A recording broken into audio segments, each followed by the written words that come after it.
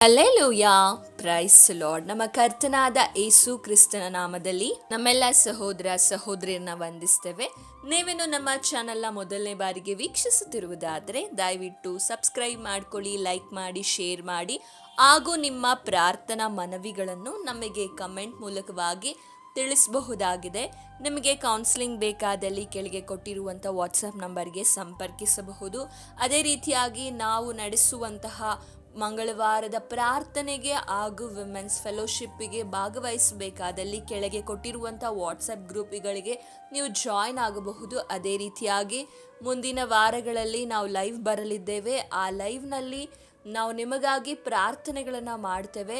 So ಕೆಳಗೆ ಕೊಟ್ಟಿರುವಂತಹ ಆ ನಂಬರ್ಗೆ ನೀವು ವಾಟ್ಸಪ್ ಕಾಲ್ ಆದರೂ ಮಾಡ್ಬೋದು ಅಥವಾ ನಾರ್ಮಲ್ ಕರೆನಾದರೂ ಮಾಡ್ಬೋದು. ಲೈವಲ್ಲಿರುವ ಸಮಯದಲ್ಲಿ ನೀವು ಕರೆ ಮಾಡುವಾಗ ನಾವು ನಿಮಗೋಸ್ಕರ ಲೈವ್ನಲ್ಲಿಯೇ ಪ್ರಾರ್ಥನೆಗಳನ್ನು ಮಾಡ್ತೇವೆ. ದೇವರು ನಿಮ್ಮನ್ನು ಆಶೀರ್ವದಿಸಲಿ. ಎಂದು ತಾಯಂದಿರ ದಿನಾಚರಣೆ ಆಗಿದೆ.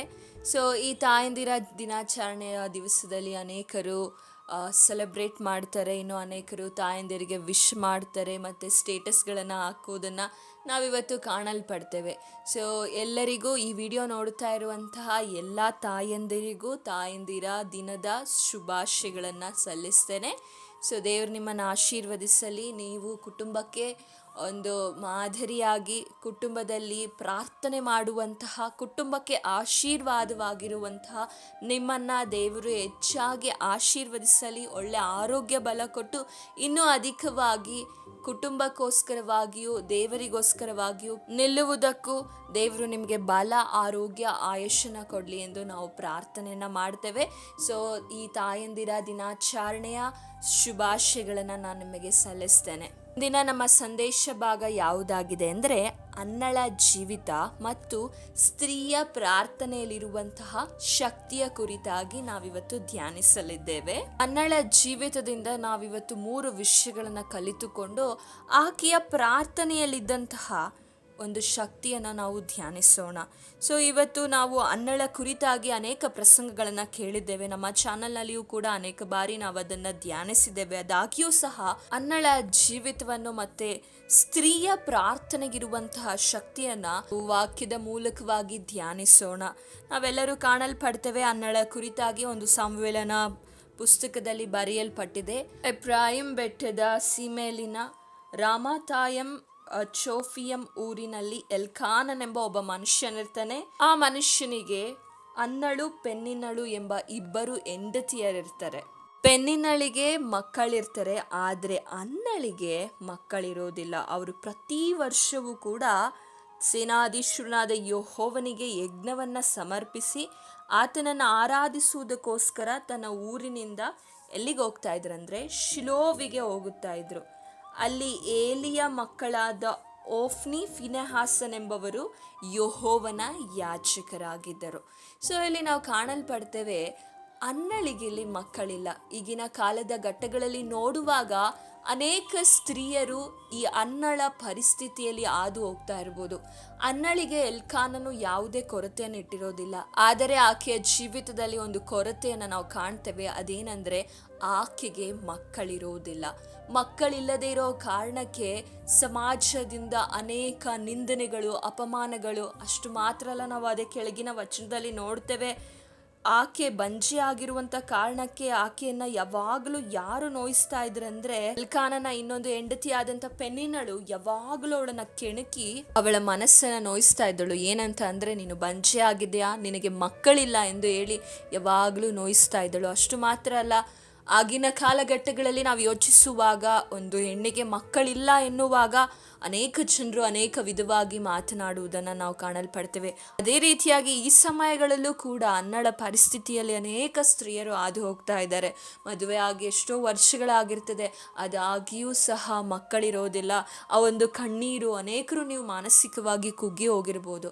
ಆದರೆ ಈ ಅನ್ನಳ ಜೀವಿತದಿಂದ ನಾವು ಏನು ಕಲಿತುಕೊಳ್ಳಬಹುದು ಅಂದರೆ ಅನ್ನಳಿಗೆ ಅವಳು ತುಂಬ ದುಃಖದಿಂದ ಊಟ ಎಲ್ಲ ಬಿಟ್ಟಿರ್ತಾಳೆ. ಆ ಸಮಯದಲ್ಲಿ ಎಲ್ಕಾನನು ಬಂದು ಹೇಳ್ತಾನೆ, ನಿನಗೆ 10 ಮಂದಿ ಮಕ್ಕಳಿಗಿಂತ ನಾನು ನಿನ್ನನ್ನು ಚೆನ್ನಾಗಿ ನೋಡ್ಕೊಳ್ತಾ ಇದ್ದೀನಿ, ಅವರಿಗೆ ಸಮವಾಗಿ ನಾನಿದ್ದೇನೆ ಎಂದು ಬಲಪಡಿಸ್ತಾನೆ. ಒಂದು ಗಂಡನಾಗಿ ಮಾಡಬೇಕಾದಂತಹ ಸಂತೈಸುವಿಕೆಯನ್ನು ಎಲ್ಕಾನನು ಮಾಡ್ತಾನೆ. ಆದರೆ ಇಂದಿನ ಕಾಲಘಟ್ಟಗಳಲ್ಲಿ ನೋಡುವಾಗ ಎಷ್ಟೋ ಸ್ತ್ರೀಯರಿಗೆ ಗಂಡನಿಂದ ಮಾನಸಿಕವಾಗಿರುವಂತಹ ಧೈರ್ಯವಾಗಲಿ ಅಥವಾ ಬಲವಾಗಲಿ ದೊರೆಯಲ್ಪಡುವುದಿಲ್ಲ. ಅದರ ಬದಲಾಗಿ ಚುಚ್ಚು ಮಾತುಗಳನ್ನು ಆಡ್ತಾರೆ, ಮನೆಯಲ್ಲಿರುವವರೇ ಆಡ್ತಾರೆ. ಅದೇ ರೀತಿಯಾಗಿ ನಾವು ನೋಡುವಾಗ ಸಮಾಜದಲ್ಲಿ ಸುತ್ತಮುತ್ತಲಿರುವವರೆಲ್ಲರೂ ಕೂಡ ಆಕೆಯನ್ನು ಚುಚ್ಚು ಮಾತಿನಿಂದ ನೋಯಿಸಿ ಆಕೆಯ ಮಾನಸಿಕವಾಗಿಯೂ ಅನೇಕ ನೋವುಗಳನ್ನು ಅನುಭವಿಸ್ತಾ ಇದ್ದಾರೆ ಎಷ್ಟೋ ಸ್ತ್ರೀಯರು.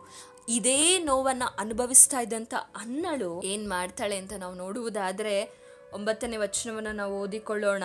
ಆಗ ಅವರು ಶಿಲೋವಿನಲ್ಲಿ ಅನ್ನಪಾನಗಳನ್ನು ತೆಗೆದುಕೊಂಡ ಮೇಲೆ ಹನ್ನಳು ಎದ್ದು ಯಾಜಕನಾದ ಏಲಿಯು ಯೆಹೋವನ ಮಂದಿರ ದ್ವಾರದ ನಿಲುವು ಪಟ್ಟಿಗಳ ಬಳಿಯಲ್ಲಿ ಒಂದು ಪೀಠದ ಮೇಲೆ ಕೂತಿರುವಾಗ ಹೋಗಿ ಬಹುದುಃಖದಿಂದ ಕಣ್ಣೀರು ಸುರಿಸುತ್ತಾ ಯೆಹೋವನನ್ನು ಕುರಿತು, ಸೇನಾಧೀಶ್ವರನಾದ ಯೆಹೋವನೇ, ನಿನ್ನ ದಾಸಿಯ ದುಃಖವನ್ನು ಪರಾಂಬರಿಸು, ನನ್ನನ್ನು ತಿರಸ್ಕರಿಸದೆ ಕನಿಕರವಿಟ್ಟು ನನಗೊಬ್ಬ ಮಗನನ್ನು ಕೊಡಬೇಕು, ಅವನು ಜೀವದಿಂದಿರುವ ತನಕ ನಿನ್ನವನಾಗಿಯೇ ಇರುವ ಹಾಗೆ ನಿನಗೆ ಪ್ರತಿಷ್ಠಿಸಿ ಕೊಡುವೆನು, ಅವನ ತಲೆಯ ಮೇಲೆ ಕ್ಷೌರವನ್ನು ಕತ್ತಿಯನ್ನು ಬರಗೊಡಿಸುವುದಿಲ್ಲ ಎಂದು ಪ್ರಾರ್ಥಿಸಿ ಅರಿಕೆ ಮಾಡಿದಳು. ಮೊದಲನೇದಾಗಿ ಆಕೆ ಏನ್ ಮಾಡ್ತಾ ಇದ್ದಾಳೆ ಅಂದ್ರೆ, ತನ್ನ ದುಃಖ, ತನ್ನ ವೇದನೆ ಯಾರು ಕೂಡ ಸಂತೈಸಲಿಕ್ಕೆ ಸಾಧ್ಯವಿಲ್ಲ ಎಂದು ಅರಿತಂತ ಅನ್ನಳು ದೇವರನ್ನ ಪ್ರಾರ್ಥಿಸ್ತಾ ಇದ್ದಾಳೆ. ಅನ್ನಳ ಹಾಗೆ ಇವತ್ತು ನೀವು ಅನೇಕ ಪರಿಸ್ಥಿತಿಗಳಲ್ಲಿ ಹಾದು ಹೋಗ್ತಾ ಇರ್ಬೋದು. ಸಿಂಗಲ್ ಮದರ್ ಆಗಿ ಕುಟುಂಬಗಳನ್ನು ಒಬ್ಬೊಂಟಿಗರಾಗಿ ಮನೆಯನ್ನು ನೀವು ನಡೆಸಿಕೊಂಡು ಹೋಗ್ತಾ ಇರ್ಬೋದು. ಮಕ್ಕಳ ಜವಾಬ್ದಾರಿಯನ್ನು ತೆಗೆದುಕೊಂಡು ಅನೇಕ ಅವಮಾನ, ನಿಂದನೆ, ಅಪಮಾನಗಳಲ್ಲಿ ನೀವು ಯಾರಿಗೂ ನನ್ನ ಕಷ್ಟ ಹೇಳಿಕೊಂಡರೂ ಸಹ ಅರ್ಥವಾಗುವುದಿಲ್ಲ ಎಂಬ ಪರಿಸ್ಥಿತಿಯಲ್ಲಿ ನೀವು ಹಾದು ಹೋಗ್ತಾ ಇರೋದಾದರೆ, ಅನ್ನಳು ಒಂದು ವಿಷಯವನ್ನು ಅರ್ಥ ಮಾಡಿಕೊಂಡಳು. ನನ್ನ ಕಷ್ಟವನ್ನು, ನನ್ನ ದುಃಖವನ್ನು, ನನ್ನ ಪ್ರಾರ್ಥನೆಯನ್ನು, ನನ್ನ ವಿಜ್ಞಾಪನೆಯನ್ನು ಕೇಳುವವರು ಒಬ್ಬರಿದ್ದಾರೆ, ಆತನೇ ದೇವರಾಗಿದ್ದಾನೆ. ಇವತ್ತು ನೀವು ಕೂಡ ಒಂದು ತೀರ್ಮಾನ ತೆಗೆದುಕೊಳ್ಬೇಕು. ಮನುಷ್ಯರ ಮುಂದೆ ಕಷ್ಟವನ್ನು ಹೇಳಿಕೊಂಡ್ರೆ ಕೆಲವರು ಸಂತೈಸ್ತಾರೆ, ಇನ್ನು ಕೆಲವರು ನಮ್ಮನ್ನು ಹೀಯಾಳಿಸ್ತಾರೆ. ಆದರೆ ಇನ್ನು ಕೆಲವರು ಏನು ಮಾಡ್ತಾರೆ ಅಂದರೆ, ನಾವು ಪದೇ ಪದೇ ಅವ್ರ ಹತ್ರ ಹೇಳುವಾಗ ಅವರು ಅಯ್ಯೋ ನನಗೆ ಕೆಲಸವಿದೆ, ಇನ್ನು ಕೆಲವೊಮ್ಮೆ ಅವರು ನಮ್ಮ ಫೋನ್ಗಳನ್ನು ರಿಸೀವ್ ಮಾಡೋದಿಲ್ಲ, ಅಥವಾ ಅವರು ನಮಗೆ ಸಿಕ್ಕುವಾಗ ನಾನು ನಿಮಗೆ ಮುಂದಿನ ಸಲ ಸಿಗ್ತೇನೆ ಏನೋ ಒಂದು ನೆಪವನ್ನು ಹೇಳಿ ಹೊರಟು ಹೋಗ್ತಾರೆ. ಮನುಷ್ಯನನ್ನು ಆತುಕೊಳ್ಳುವಾಗ ನಮಗೆ ಸಂತೈಸುವಿಕೆ ಸಿಗೋದಿಲ್ಲ. ಮನುಷ್ಯರೊಟ್ಟಿಗೆ ನಾವು ಹೆಚ್ಚು ಅಟ್ಯಾಚ್ಮೆಂಟ್ ಬೆಳೆಸಿಕೊಳ್ಳುವಾಗ ಅವರ ಚಿಕ್ಕ ಬದಲಾವಣೆಗಳು ನಮ್ಮ ಜೀವಿತದಲ್ಲಿ ನೋವನ್ನು ಉಂಟು ಮಾಡ್ತದೆ. ಎಂದಿಗೂ ನಮ್ಮನ್ನು ನೋಯಿಸದೆ ನಮ್ಮೊಟ್ಟಿಗೆ ಯಾವಾಗಲೂ ಸ್ಥಿರವಾಗಿ ಪ್ರೀತಿಸುವಂಥ ದೇವರನ್ನು ಆಕೆ ಆಶ್ರಯಿಸಿಕೊಂಡಳು. ನಾವು ಕೂಡ ಇವತ್ತು ಆಕೆಯ ಹಾಗೆ ದೇವರನ್ನು ಆಶ್ರಯಿಸಿಕೊಳ್ಳಬೇಕು. ಎಷ್ಟೋ ಸ್ತ್ರೀಯರು ಇಂದು ಅನೇಕ ನೋವುಗಳಲ್ಲಿ ಹಾದು ಹೋಗ್ತಾ ಇದ್ದಾರೆ. ಕುಟುಂಬ ಜೀವಿತಗಳಲ್ಲಿ ಹೇಳಿಕೊಳ್ಳಲಾಗದಂಥ ಪರಿಸ್ಥಿತಿಗಳಲ್ಲಿ ಇದ್ದಾರೆ. ನಾವು ಅನೇಕ ಕೌನ್ಸಿಲಿಂಗ್ಗಳನ್ನು ಮಾಡುವಾಗ, ಅನೇಕ ಸ್ತ್ರೀಯರು ಹೇಳುವಂಥ ಮಾತುಗಳನ್ನು ಕೇಳುವಾಗ ಅವರು ಎಷ್ಟೋ ದಿವಸಗಳಿಂದ ಬಹಳವಾದ ವೇದನೆ, ಮುರಿದ ಮನಸ್ಸುಳ್ಳವರಾಗಿ ಎಷ್ಟೋ ಸ್ತ್ರೀಯರು ಹಾದು ಹೋಗ್ತಾ ಇದ್ದಾರೆ. ಆದರೆ ಇದೇ ಪರಿಸ್ಥಿತಿಯಲ್ಲಿ, ಮನ ಮುರಿದಂತಹ ಪರಿಸ್ಥಿತಿಯಲ್ಲಿ ಆಕೆ ಬಹು ದುಃಖಿತಳಾಗಿ ಆಕೆ ಪ್ರಾರ್ಥನೆ ಮಾಡ್ತಾ ಇದ್ದಾಳೆ. ಬಾಯನ್ನೇ ತೆರೀತಾ ಇಲ್ಲ. ಯಾರೂ ಕೂಡ ಆಕೆಯನ್ನು ಅರ್ಥ ಮಾಡಿಕೊಳ್ಳದಂತಹ ನೋವು ಆಕೆಯ ಮನಸ್ಸಿನಲ್ಲಿತ್ತು. ಇವತ್ತು ನಿಮ್ಮಲ್ಲಿಯೂ ಅದೇ ನೋವಿರುವುದಾದರೆ ದೇವರನ್ನು ಪ್ರಾರ್ಥನೆ ಮಾಡಿ. ಮೊದಲನೇದಾಗಿ ನಾವು ನೋಡ್ತೇವೆ ಆಕೆಯ ಪ್ರಾರ್ಥನೆ ಹೇಗಿತ್ತಂದರೆ, ಆಕೆಯ ಪ್ರಾರ್ಥನೆಯಲ್ಲಿ ಯಾವಾಗಲೂ ನಿರಂತರತೆ ಇತ್ತು. ನಾವು ನೋಡ್ತೇವೆ ಇಲ್ಲಿ 1 ಸಾಮುವೇಲನ ಪುಸ್ತಕದಲ್ಲಿ ಆಕೆ ಪ್ರಾರ್ಥನೆ ಮಾಡಿದ್ಲು, ಮತ್ತು ಆಕೆ ಮಗನನ್ನು ಕಂಡುಕೊಂಡ್ಲು. ನಂತರ ಆಕೆ ಬರೋದಿಲ್ಲ, ಆಕೆ ಏನು ಮಾಡೋದಿಲ್ಲ ಎಂದು ನೆನೆಸಿಕೊಳ್ತೇವೆ. ಆದರೆ ಆ ಮಗನಿಗೋಸ್ಕರ ಆಕೆ ಯಾವಾಗಲೂ ನಿರಂತರವಾಗಿ ಪ್ರಾರ್ಥನೆ ಮಾಡುವಂಥ ತಾಯಿಯಾಗಿದ್ದಳು. ಇವತ್ತು ಕುಟುಂಬದ ಜವಾಬ್ದಾರಿಯನ್ನು ಹೊತ್ತುಕೊಂಡಿರುವಂತಹ ಸ್ತ್ರೀಯರಾಗಿರಬಹುದು, ಹಾಗೆ ತಾಯಂದಿರಾಗಿರ್ಬೋದು, ನೀವೀಗ ಹೊಸದಾಗಿ ಮದುವೆ ಆಗಿರ್ಬೋದು, ಅಥವಾ ನಿಮಗೆ ದೊಡ್ಡ ಮಕ್ಕಳಿರ್ಬೋದು. ಆದರೆ ನೀವು ನಿಮ್ಮ ಕುಟುಂಬದಲ್ಲಿ ಯಾವಾಗಲೂ ಪ್ರಾರ್ಥನೆಯನ್ನು ನಿರಂತರವಾಗಿ ಮಾಡುವವರಾಗಿರಬೇಕು. ಈ ನಿರಂತರ ಪ್ರಾರ್ಥನೆಯಿಂದ ತನ್ನ ಜೀವಿತದಲ್ಲಿ ಆಕೆ ದೊಡ್ಡ ಆಶೀರ್ವಾದವನ್ನು ಹೊಂದಿಕೊಳ್ತಾಳೆ. ಆಕೆ ಜೀವಿತದಲ್ಲಿ ಇದ್ದಂಥ ಆ ಪ್ರಾರ್ಥನೆಗಿದ್ದಂಥ ಡೆಡಿಕೇಶನ್ ಅನ್ನು ನಮಗೆ ಇಲ್ಲಿ ತೋರಿಸಲ್ಪಡ್ತದೆ. ಪ್ರಾರ್ಥನೆಗಾಗಿ ಇದ್ದಂತಹ ಸಮರ್ಪಣೆಯನ್ನು ನಾವು ಕಾಣಲ್ಪಡ್ತೇವೆ. ಪ್ರಾರ್ಥನೆಗಾಗಿ ಅನ್ನಳಲ್ಲಿ ಇದ್ದಂತಹ ಸಮರ್ಪಣೆ ಇಂದು ನಮ್ಮ ಜೀವಿತದಲ್ಲೂ ಇರಬೇಕು. ಅದೇ ನಾವು ಕಲಿತುಕೊಳ್ಳಬಹುದಾದಂಥ ಮೊದಲನೆಯ ಮುಖ್ಯ ವಿಷಯವಾಗಿದೆ. ಪ್ರಾರ್ಥನೆಗಾಗಿ ನಾವು ನಮ್ಮನ್ನು ಸಮರ್ಪಣೆ ಮಾಡಿಕೊಳ್ಳಬೇಕು.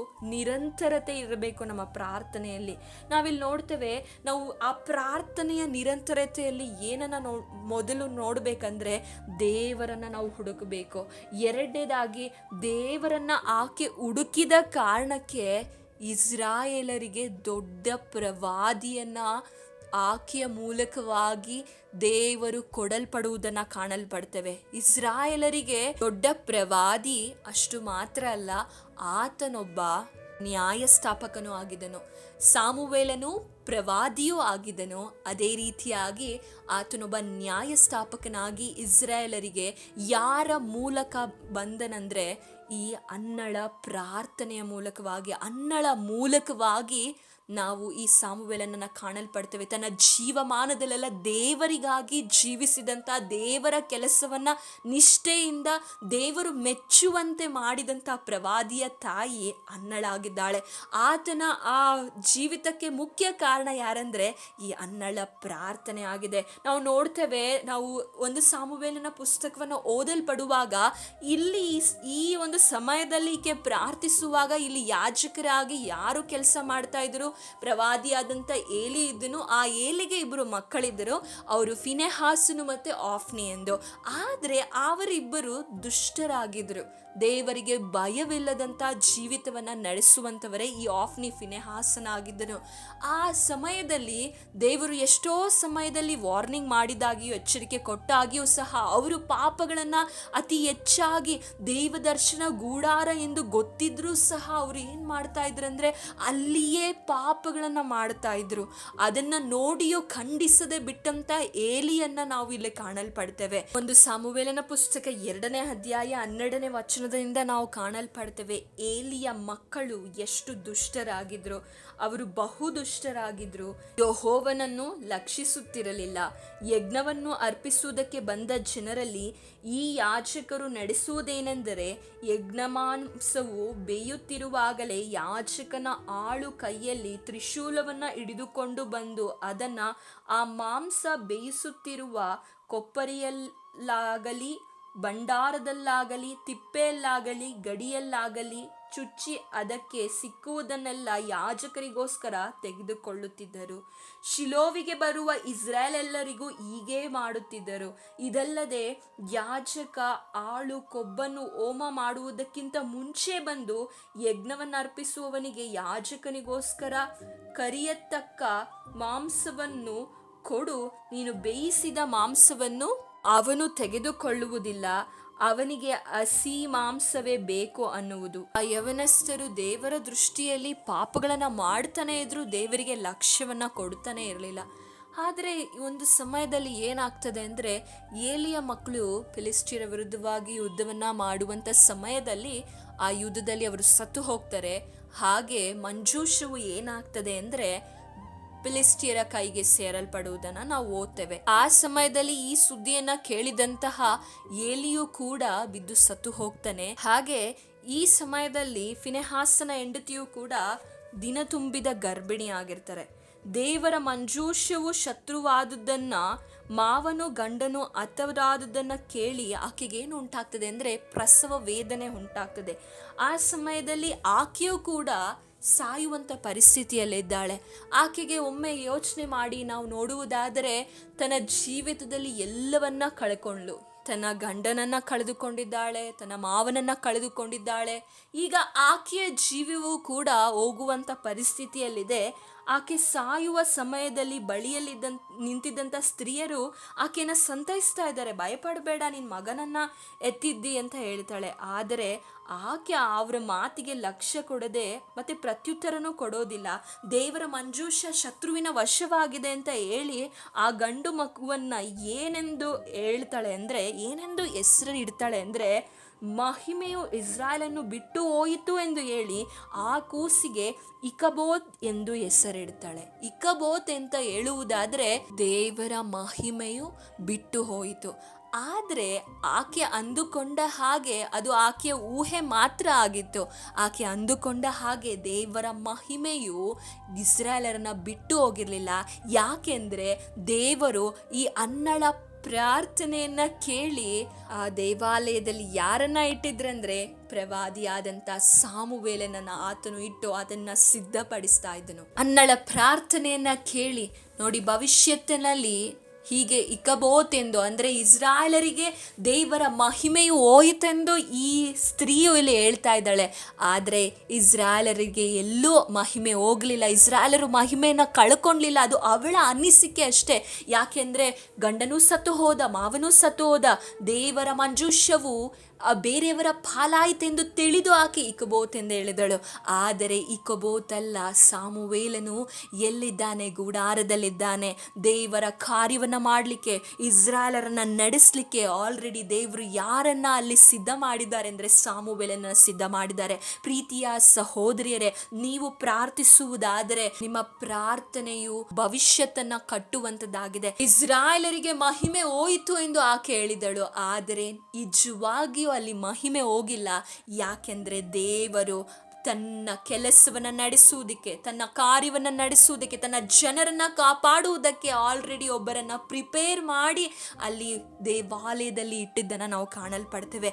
ನಿಮ್ಮ ಕುಟುಂಬದಲ್ಲಿ ನೀವು ಪ್ರಾರ್ಥಿಸುವುದಾದರೆ ನಿಮ್ಮ ಜೀವಿತದಿಂದ ಕಸುಕೊಳ್ಬೇಕು, ನಿಮ್ಮ ಜೀವಿತದಿಂದ ನಾಶ ಮಾಡಬೇಕು ಎಂಬ ಕಾರ್ಯವನ್ನ ಸೈತಾನನು ಹೊಂಚು ಆಗ್ತಾ ಇರಬಹುದು.